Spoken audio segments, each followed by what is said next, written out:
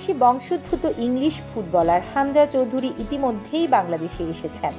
বিমানবন্দরে নামার পরপরই ভক্তদের ভিড় জমে যায় এবং তাকে বরণ করে নিতে স্থানীয় সমর্থকদের মধ্যে দারুণ উচ্ছ্বাস দেখা যায়। তার সঙ্গে তার মা, স্ত্রী ও সন্তানরাও এসেছেন। ভারতের সাথে ম্যাচকে সামনে রেখে ইতিমধ্যে দেশে এসেছেন তিনি।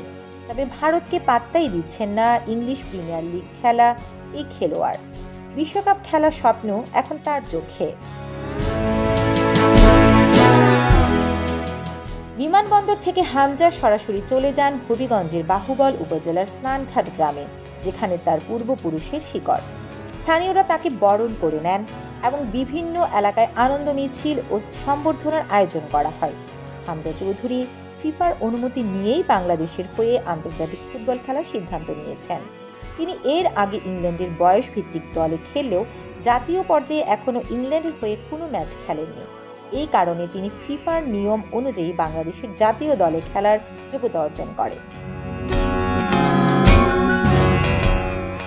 হামজা চৌধুরী আগামী 19 মার্চ ঢাকায় জাতীয় দলের ক্যাম্পে যোগ দেবেন। 25 মার্চ শিলংয়ের জওহরলাল নেহেরু স্টেডিয়ামে ভারতের বিপক্ষে এএফসি এশিয়ান কাপ বাছাই পর্বের ম্যাচে তার অভিষেক হওয়ার সম্ভাবনা রয়েছে। এই ম্যাচে তিনি 8 নম্বর জার্সি পরে মাঠে নামবেন। হামজার আগমনকে বাংলাদেশের ফুটবল মহল অত্যন্ত ইতিবাচকভাবে দেখছেন। ফুটবল বিশেষজ্ঞরা মনে করেন তার উপস্থিতি দলকে নতুন মাত্রা দেবে এবং মাঠে শক্তিশালী করবে। অনেকেই মনে করছেন ইংলিশ প্রিমিয়ার লিগের অভিজ্ঞতা কাজে লাগিয়ে তিনি বাংলাদেশের ফুটবলকে এগিয়ে নিয়ে যেতে পারেন।